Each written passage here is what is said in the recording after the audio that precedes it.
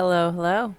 Welcome to Wicked Words, the podcast where you get to listen to my terrible New England accent while I talk about true crime and other dark topics. My name is Brooke, and today's episode is episode 5. And it was a suggestion that I'm really glad was brought to my attention because I have never heard of this case, being from the other side of the country. But I'm sure that it's one that's probably well known in California because it resulted in a rather tricky legal battle. I don't want to give too much away, so without further ado, let's get started. Sodium thiopental is introduced first, slowing the heart rate and breathing, creating a quickly crashing wave of sleepiness. Then pancuronium bromide is next, paralyzing every muscle in the body. Lastly, a fatal dose of potassium chloride to stop the heart completely. This was the protocol for lethal injection at California's San Quentin State Prison. It's a fate Albert Greenwood Brown Jr. narrowly missed, and one that is undeniably more humane than the brutal manner in which he took Susan Louise Jordan's short life. Albert Brown Jr. was born on August 18, 1954, in Tulare, California, to Albert Sr. and Dorothy Enid Taylor. His parents wed only 3 months before his birth, and after 12 years of marriage, they divorced. This, along with puberty, would kickstart Brown's bad behavior and inevitable downfall. Just 2 months before he was scheduled to graduate from Tulare Western High School, Albert was expelled for bringing a gun into school and firing it accidentally, grazing another student in the head. Luckily, no one was critically injured, so no charges were filed. It wasn't certain what Brown did after this event until 1975. Following in his father's footsteps, Albert Jr. decided to join the United States Marine Corps, but it didn't take long for him to squander this opportunity. Brown was court-martialed and subsequently discharged after going absent without leave, or AWOL for short. He moved in with his newly divorced mother in her Riverside home. Once again, Brown found himself in trouble when shortly after his discharge, he was arrested for violently raping, choking, and impregnating an 11-year-old girl. Unfortunately, California would be lenient, for lack of a better word, sentencing him to only 2 years probation. This soft punishment only emboldened Brown. He had received no tangible consequences for his actions up to this point, and surely felt unstoppable. He exemplified this when merely months into his probation, he broke into a neighborhood home. Albert wasn't there to burglarize, though. He was there to ambush the 14-year-old girl who had just returned from her paper route. As she prepared to leave for her stroll to school, Albert jumped from the closet where he was hiding and viciously assaulted the unsuspecting girl. He pleaded guilty after his arrest, and the state of California remanded Brown to prison. 2 years later, in 1980, he was released with 1 year parole. Now a convicted felon, Brown attempted to live on the straight and narrow, finding a job at Rubidoo Motors, detailing cars. It was on October 28th when Angelina Jordan dropped her car off to Rubidoo Motors for routine servicing and returned home to await her children's arrival from school. When only her 2 youngest children came through the door, Angelina asked them where their sister Susan was. James and Karen had no idea, though. Susan had walked them to school that morning on her way to Arlington High School, and that was the last they had seen her. Worried, Angelina headed to the high school to look for her oldest daughter. Not finding any sign of Susan, Angelina returned home, hoping she'd show up soon, but phoning police to be on the safe side. Around 7 p.m., the Jordans' phone rang. Angelina rushed to answer it, praying it was her daughter. Instead, she heard a man's voice. "Hello, Mrs. Jordan. Susie isn't home from school yet, is she?" You'll never see your daughter again. You can find her body on the corner of Victoria and Gibson." Stunned in horror, Angelina asked the caller to repeat what he just said. "You can find her body on the corner of Victoria and Gibson." Before she could even process what he was saying, Angelina heard the daunting sound of dial tone. 30 minutes hadn't even passed when Riverside Police received a strikingly similar call, informing them where they could find, quote, "the white Caucasian body of a young girl," unquote. During their first visit to the location the unknown caller provided, police found nothing. Working with the Jordan family, they requested an article of Susan's clothing for the scent dogs to follow. While at the residence to retrieve this item, police were present for another ominous call from the presumed killer. But in this call, he revealed where Susan's school ID could be found. Initially, the scent dogs brought the police to a pair of torn girls' underwear. Their hearts dropped into their stomachs, and the dogs picked up on another trail, dragging the officers through the dense bushes only 5 or so rows away. The orange girl clumsily concealed a devastating scene. Susan's lifeless body, face down, naked from below the waist with the exception of her socks, her bra pulled over her blood-stained blouse. The family was obviously distraught, but her oldest brother, Brian, took it particularly hard. As that morning, Susan had requested a ride, but Brian refused. He couldn't have known that his little sister was going to cross paths with such a monster. Susan had been walking down Victoria Ave on her way to school and probably didn't even notice Albert Brown, who was posing as a jogger. He approached her, maybe friendly at first, asking something innocuous to distract her, before grabbing and dragging her away from the road. Albert brutally raped the 15-year-old girl and strangled her with her own shoelaces. He rifled through Susan's belongings before returning to his car, brainstorming excuses to give his boss for his tardiness. Officers were dispatched to the Texaco gas station, where the anonymous caller stated some of Susan's things could be found. In a telephone booth, an Arlington High School identification card stamped with Susan Jordan's name was located in a library book card pouch bearing the high school's insignia. Action needed to be taken fast to apprehend this killer, and it seemed as though he wanted to be caught, repeatedly taunting both the family and cops. In the early morning hours after Susan's body was uncovered, Riverside Police set up a roadblock in the immediate vicinity. They stopped passing vehicles and pedestrians, questioning them about the prior morning. Multiple eyewitnesses recalled seeing Susan walking along a nearby bike path, while others remembered seeing a black man in a white and green shirt and matching athletic shorts looming behind the teenager. Even more folks came forward, describing a brown or copper-colored late-model Pontiac Trans Am with a paper license plate parked close to the orange grove. The same man donning the running gear was spotted getting into that vehicle. He seemed startled, and his knees appeared to be dirty, according to one woman. The piece of paper in the window of the Trans Am would point police to Rubidoux Motors, where they learned an employee named Albert Brown owned the same exact car described by witnesses. Albert had also been late for work the morning of the murder. Brown became Riverside's #1 suspect in the slaying of Susan Jordan. They diligently dug into Brown's background, feeling more and more confident that he was their guy. On November 6th, after a surveillance team watched Brown's Pontiac enter the driveway of his mother's Gertrude Street home, police waited until Brown drove away to make their move.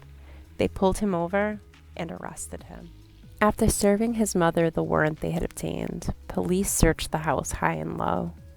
In the garage behind a water heater, they found his paper license plate crumbled. Under his bed were several clipped newspaper articles about Susan's murder. Most damning was the discovery of Susan's missing school books, sitting in plain view in the den.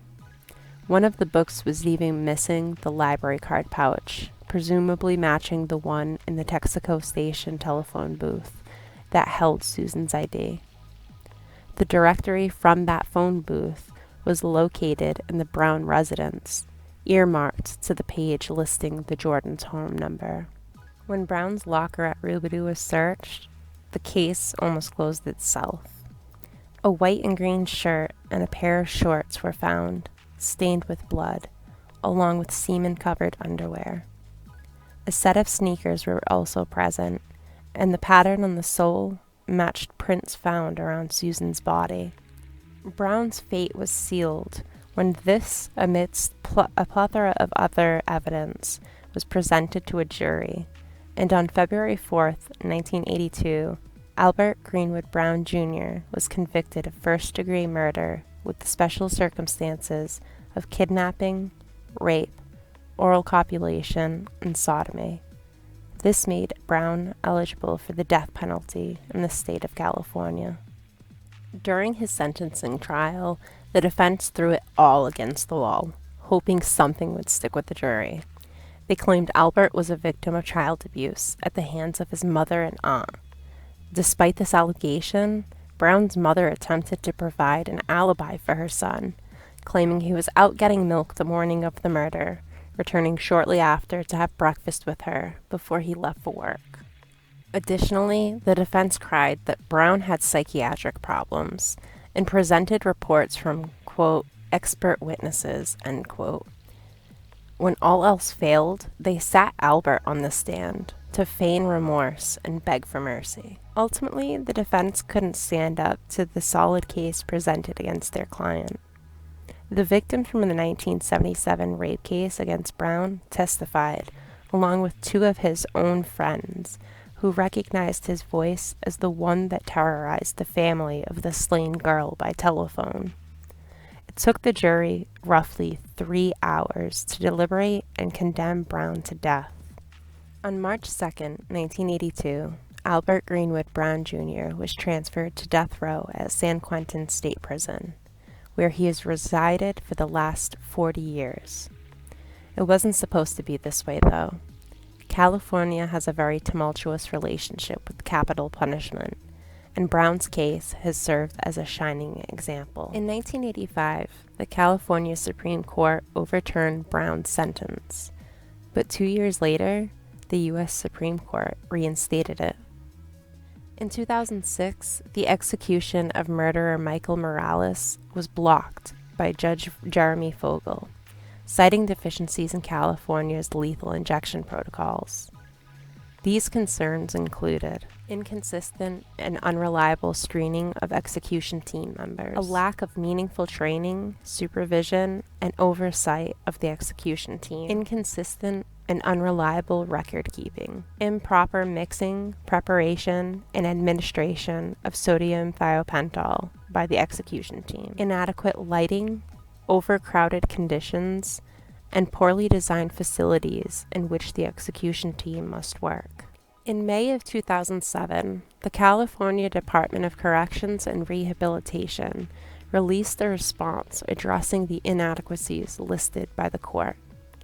In this report, the CDCR stated that they had established a screening and periodic review process for the execution team, in addition to providing an in-depth training regimen for all members, including supervisors.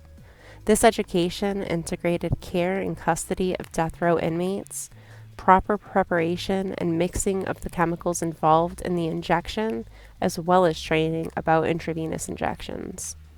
Lastly, a standardized record-keeping procedure was developed to ensure complete and reliable documentation of all executions.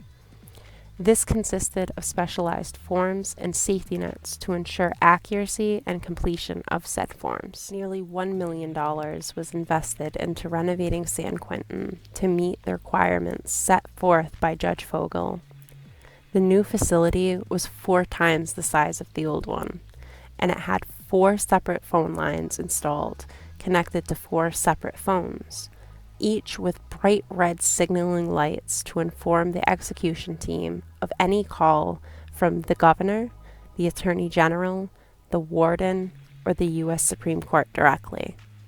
Speakers were also featured in order to echo the final words of whichever unfortunate inmate met their end there. That same year, the U.S. Supreme Court denied a motion of habeas corpus filed by Brown's defense attorney, in which they argued he had ineffective counsel at trial. They also alleged his sentence was cruel and unusual punishment, violating his constitutional rights under the Eighth Amendment.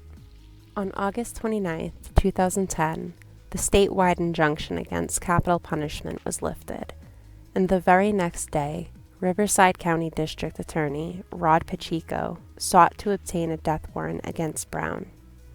Judge Roger Lubes wasted no time and set an execution date for September 29, 2010 at 12:01 a.m. Judge Fogel ordered Brown to decide on the method of execution, a 3-drug or single-drug lethal injection, but Brown refused to choose. His attorney argued that he was, quote, a simple man with obvious neuropsychological deficits who was unable to make such a decision, end quote, further contending that forcing him to decide on the manner of his own death was, quote, unconstitutionally medieval, end quote. They requested a stay of execution, but Fogel declined to consider the matter, and the court defaulted to the 3-drug protocol, both a result of Brown's lack of choice. 2 days before Brown was set to die, a Marin County judge denied the defense's second request for stay of execution. An appeal for clemency was forwarded to Governor Schwarzenegger, and District Attorney Pacheco wrote to the governor, begging him not to interfere. While Schwarzenegger refused Brown's clemency plea, he did delay the execution by 9 hours to buy some time for Brown's appeal to be reviewed. The Ninth District Court of Appeals ordered Judge Fogel to re-examine the matter, since the law specified Brown had to choose between the gas chamber and lethal injection, not the combination of drugs administered during the process itself. Fogel halted the execution to allow time for reevaluation. Meanwhile, the state's supply of sodium thiopental was about to expire, and the manufacturer was unable to fulfill its production requirements until the subsequent year. However, in early October, the Attorney General informed Judge Fogel that they had obtained more of the drug from Arizona, calling them, quote, lifesavers, unquote. They had also acquired a new supplier and purchased over $36,000 worth of the drug, allowing them to execute another 135 inmates in the subsequent 4 years. Eventually, Judge Fogel ruled another execution date could be requested. It's pretty much assumed that the entire move was a political ploy in the tight gubernatorial race between Jerry Brown and Meg Whitman, though. Republican candidate Whitman felt that the push Jerry Brown was making for Albert Brown's execution was simply an appeal to the masses, since it didn't align with his political views, nor had he ever really spoken on the case. Jerry Brown was quoted as saying, Albert Greenwood Brown Jr. deserves everything that he has coming to him in regards to due process. I have no doubt that his execution will be carried out fastidiously and in a timely manner. Jerry Brown won the election in November 2010, yet another execution date has never been requested for Brown, and it doesn't seem likely one ever will be. The state hasn't executed anyone since Clarence Ray Allen in 2006, and in 2019, Governor Gavin Newsom signed an executive order instituting a moratorium on the death penalty in California. The executive order called for the repeal of the state's lethal injection protocol and the immediate closing of the execution chamber in San Quentin State Prison. However, the order didn't alter any convictions or sentences. As of January 5th, 2022, there are 694 prisoners on California's death row in legal limbo. Among them sits Albert Greenwood Brown Jr., while the Jordan family has yet to receive the Justice for Susan that they were promised decades ago. Transitioning away from the script, I just want to say that Clarence Ray Allen was 76 when he was put to death, so there's still the possibility that the state could put Brown to death in the future if he doesn't die of natural causes first. Less than a century ago, San Quentin hanged its inmates. In 1938, they installed the gas chamber, conducting their first execution the following year. But in 1967, state and U.S. Supreme Court decisions halted executions for over 25 years in California. In 1972, it even resentenced 107 inmates to life with the possibility of parole. Strangely, the following year, laws were enacted to make the death penalty mandatory for special circumstance cases. And that same year, Proposition 7 passed, voted in by California residents, which reaffirmed the death penalty. The first execution in California since 1967 was that of Robert Alton Harris in 1992. 2 years later, the gas chamber was ruled to be inhumane, and San Quentin was barred from using that method. So in 1996, William Bonin Jr. was executed by lethal injection, the first in the state to die in that manner. In 2015, Pfizer acquired Hospira, the manufacturer of sodium thiopental, the first of the 3 combo given to the inmates during the lethal injection. And the following year, it blocked the use of the drug for the purpose of lethal injection, virtually halting state executions. Federal executions, however, continued until July of 2020. While this episode isn't meant to be a debate about capital punishment, it's meant to serve as a reminder that the victims in these cases are real people, not simply pawns in a political game. I really try to provide some background info on the people involved in the cases so that we can gain some insight on who they actually are.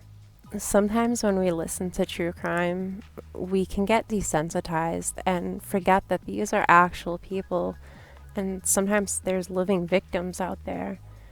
And that is always my main goal with this podcast, is to bring their stories to the light. I'm never trying to bring light on these murders or glorify what happened in any sort of way.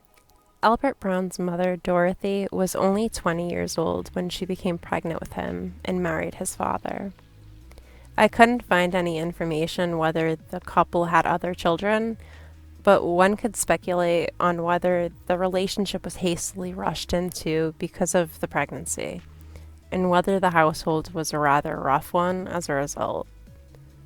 Dorothy remarried in 1964 to a man named James Jackson, but the pair divorced only 2 years later. Albert's father was one of 8 children, born in Victorville, to a single mother. He remarried in 1965 and moved to Portersville.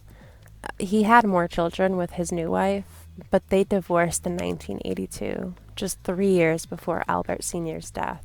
It was a bit hard to find information about some of the people in this case, though, because they all existed in this period where most of them aren't really on social media, and there isn't really a whole lot to unearth about them online.